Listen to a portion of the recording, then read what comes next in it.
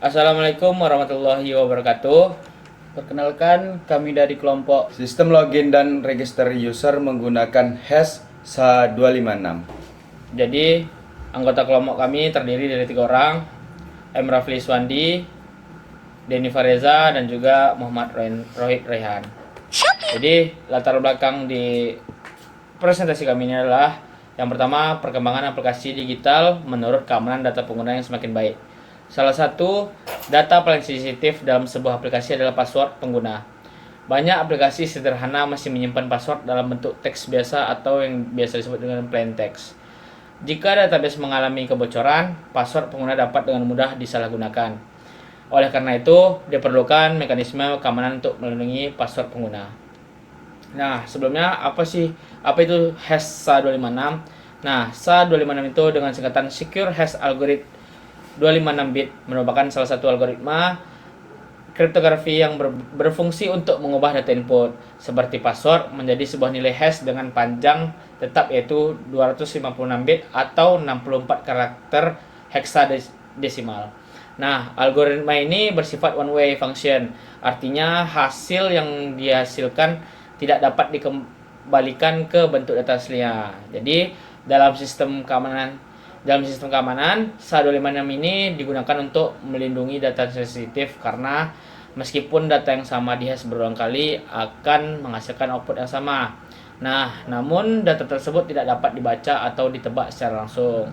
Setiap perubahan kecil pada input seperti karakter berbeda akan menghasilkan hash yang juga sangat berbeda. Nah, jadi hash ini banyak digunakan untuk sistem login, keamanan password, dan verifikasi data. Nah, solusinya yang diterapkan itu seperti oleh karena itu SHA-256 ini sangat cocok digunakan pada sistem login untuk menjaga kerahasiaan password pengguna dan meningkatkan keamanan aplikasi. Next, kita ke fungsi dan peran SHA-256.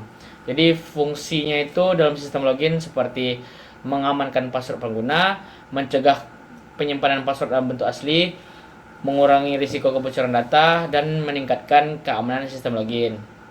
Lanjut, peran SHA-256 itu sebagai metode pengamanan autentikasi atau sebagai lapisan keamanan pada database dan sebagai standar keamanan dasar aplikasi.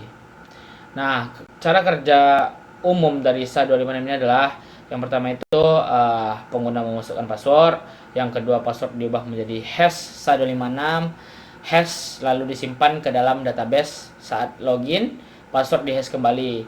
Nah, sistem membandingkan hash input dengan hash database. Nah, proses autentikasi ini dilakukan berdasarkan hash, bukan password asli. Nah, cara kerja hash SHA-256 pada aplikasi desktop. Pada aplikasi desktop ini, SHA-256 digunakan pada proses register dan login. Saat register, password pengguna dihash terlebih dahulu sebelum disimpan ke database. Dan saat login, password yang dimasukkan juga dihash lalu dicocokkan dengan data di database. Nah, dengan cara ini password asli tidak pernah disimpan sehingga keamanan sistem login menjadi lebih terjaga. Nah, seperti contohnya tuh pada proses register, user memasukkan username dan password, lalu passwordnya dihash menggunakan SHA-256, hash password disimpan ke database. Nah, jika di proses login, user memasukkan password di hash kembali, lalu hash password disimpan ke database. Jadi inti dari cara kerja hash SHA-256 ini adalah password asli tidak pernah disimpan.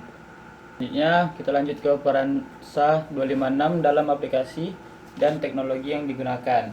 Yang pertama, pada aplikasi desktop mengamankan proses login pengguna, menjaga kerahasiaan password, melindungi data dari pencurian, dan membuat aplikasi lebih aman dan profesional.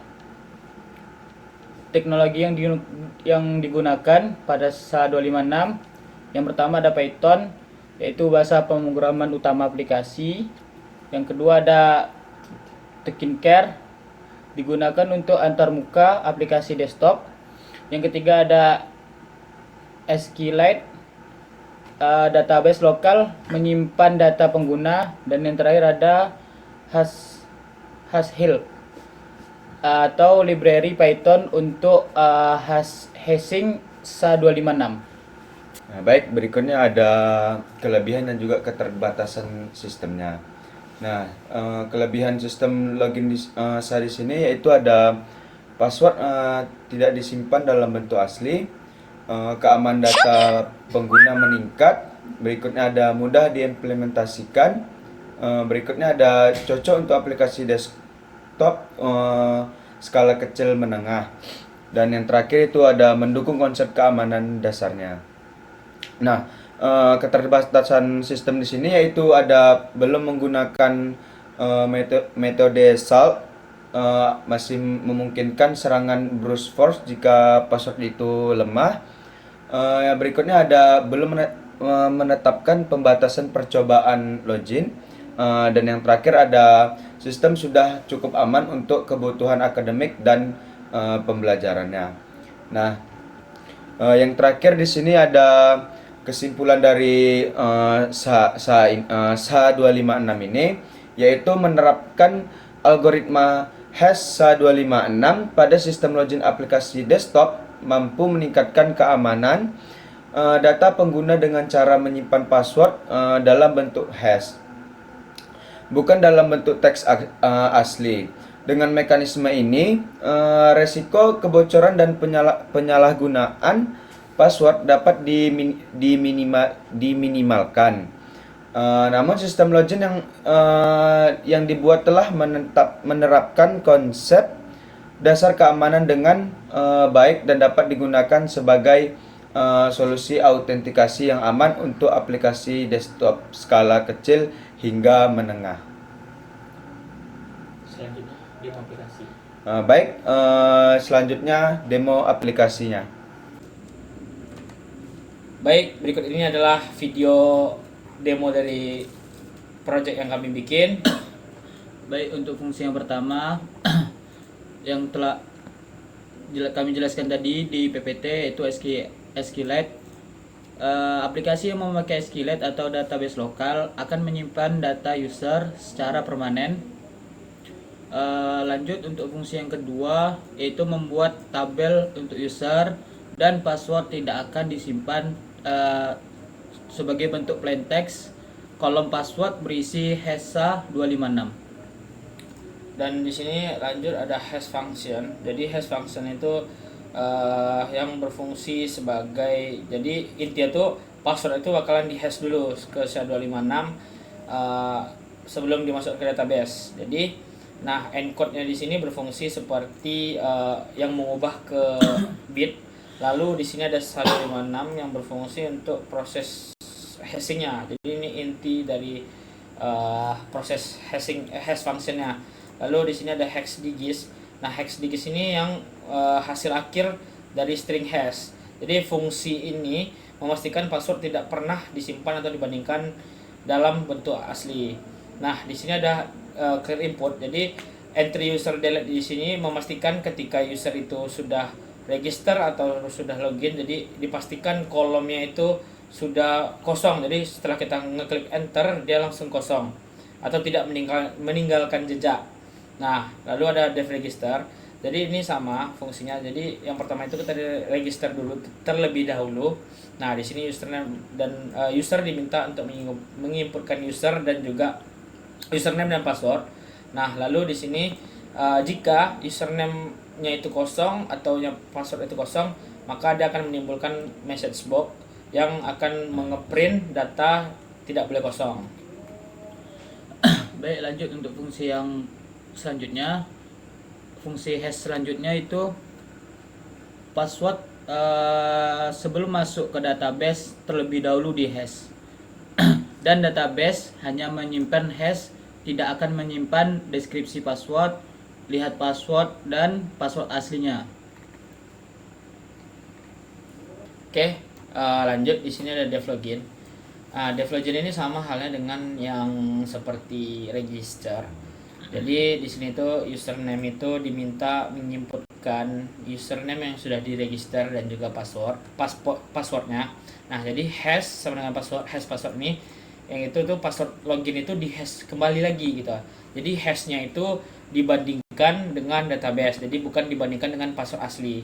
Jadi keseluruhannya itu sistem itu dia membandingkan hash, jadi bukan dengan password yang asli tadi. Jadi sistemnya itu tetap membandingkan dengan password yang sudah di hash, jadi dia membandingkan lalu dia bisa login. Baik, pada bagian ini sistem melakukan validasi hasil pencarian data pada database.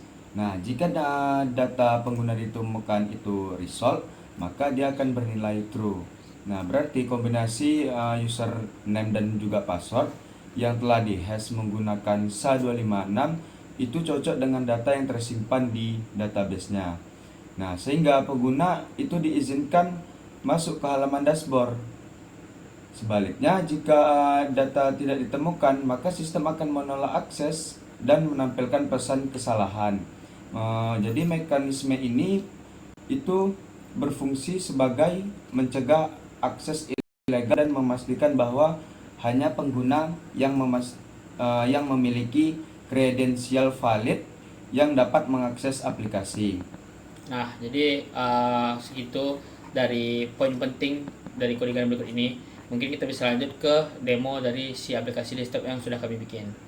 Oke, kita launch dulu aplikasinya.